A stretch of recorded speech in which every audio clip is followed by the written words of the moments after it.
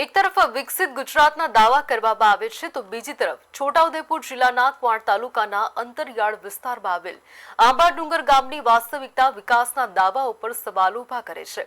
જી હા, આશરે 3000ની વસ્તી ધરાવતા ગામમાં આજે પણ લોકોને પીવાના પાણી માટે ભારે હાલાકીનો સામનો કરવો પડી રહ્યો છે। ઉનાળાની કાળઝાળ ગરમી વચ્ચે ગામની મહિલાઓ બૂંદ બૂંદ પાણી મેળવવા માટે ડુંગરાળ વિસ્તારોમાં કલાકો સુધી ભટકવા મજબૂર બની છે। માથે પાણીના બેડા લઈને ઊંચા નીચા ડુંગરોના જોખમી રસ્તાઓ પર ચઢાણ અને ઉતરાણ કરતી મહિલાઓના દ્રશ્યો કોઈ પણ વ્યક્તિને વિચારતા કરી દે તેવા છે। આઝાદીના દાયકાઓ બાદ પણ ગામમાં પીવાના પાણીની પૂરતી અને કાયમી વ્યવસ્થા ન હોવાના કારણે ગ્રામજનોમાં રોષ જોવા મળી રહ્યો છે। રોજિંદી જરૂરિયાત માટે પાણી મેળવવું અહીંના લોકો માટે સૌથી મોટો પડકાર બની ગયો છે। મહિલાઓનું કહેવું છે કે પાણી માટે દરરોજ જીવનું જોખમ ખેડવું પડે છે। અનેક વખત અકસ્માતનો ભય છે, છતાં પરિવારની જરૂરિયાત પૂરી કરવા માટે આ કપરો માર્ગ અપનાવવો પડે છે।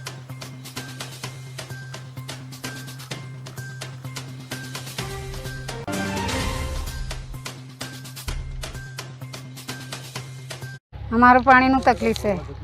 हमें आए खाड़ा में पानी लेवाए धार उतरी ना आવીએ धार सड़ी ने જઈએ છે। અમારે પાણીનું બહુ તકલીફ છે। દાડાના 4 આટા 5 આટા પાણી લઈ જઈએ છે। નાવાનો પણ રહી જઈએ, પણ અમે તો કાંથી પાણી લાવીને પીએ, પણ અમારે ઢોર બકરાનું બહુ તકલીફ છે। આ ખાડામાં આવીએ છે અમે લેવા, ચાલીને જવું પડે, પુરુષને લેતા આવવું પડે।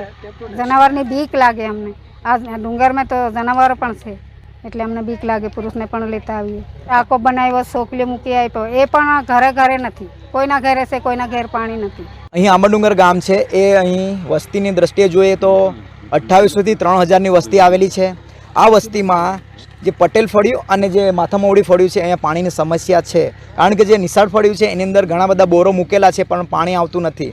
જ્યારે વાત કરીશ કે હાપેશ્વર પાણી પુરવઠાની, તો આ પાણી પુરવઠા યોજના દ્વારા અહીં ટાંકું બનાવવામાં આવેલું છે, પરંતુ આ ટાંકાની અંદર આજ દિન સુધી પાણી ચડાવવામાં આવેલ નથી। જો આ યોજનાનું પાણી ચાલુ થઈ જાય તો આ જે સમસ્યા છે એ દૂર થઈ શકે છે, પરંતુ સરકાર એના પર ધ્યાન આપતી નથી। આના માટે મેં રજૂઆત સ્વાગત ઓનલાઈનમાં પણ કરેલી છે, પરંતુ અધિકારીઓ કહી દે છે કે અઠવાડિયાની અંદર થઈ જશે, પરંતુ આજ દિન સુધી આ કામ થયું નથી। આ જે નિશાળ ફળિયાની જે મહિલાઓ છે એ પાણી ન આવતો હોવાને કારણે આ લોકો અહીં જે કોતરમાં જે એક પથ્થર તોડીને જે પાણી આવે છે એ જગ્યા પર આવવું પડતું હોય છે, અને આવવા માટેનો રસ્તો પણ ખરાબ છે, કારણ કે ટેકરો ઉતરીને આવવું પડે છે। સાથે જે પગદંડી રસ્તો છે તો પડી જવાનું રિસ્ક પણ રહે છે। સરકાર પાસે મારી એટલી જ માંગ છે કે જો અહીંથી 400 કિલોમીટર દૂર પાણી પહોંચાડવામાં આવતું હોય તો અહીં 2 થી 3 કિલોમીટરની અંદર પાણી કેમ નહીં આપે। આંબા ડુંગર ગામે ગત તાલુકા સ્વાગતમાં આ બાબતે પ્રશ્ન પણ આવેલો હતો, અને ત્યાંના અધિકારી હાજર પણ હતા, અને હાલમાં એક ફળિયામાં પાણીનું કામ રિપેરિંગ કરીને ચાલુ કરવામાં આવેલું છે। ત્યાં પ્રશ્ન એવો છે કે ઊંચાઈમાં ટાંકી છે, જેથી પાણી ઉપર ચડતું નથી, જેથી ત્યાંના અધિકારીનો સંપર્ક કરતાં એવું કહેવામાં આવ્યું છે કે ડાયરેક્ટ જોઈન્ટ કરી લાઇનમાંથી ડાયરેક્ટ જોઈન્ટ કરીને પાણી પૂરું પાડવામાં આવી રહ્યું છે, અને બીજું જે કામ બાકી છે એ આવતીકાલ સુધીમાં પૂર્ણ કરી અને જાણ કરવામાં આવશે એવું જણાવ્યું છે।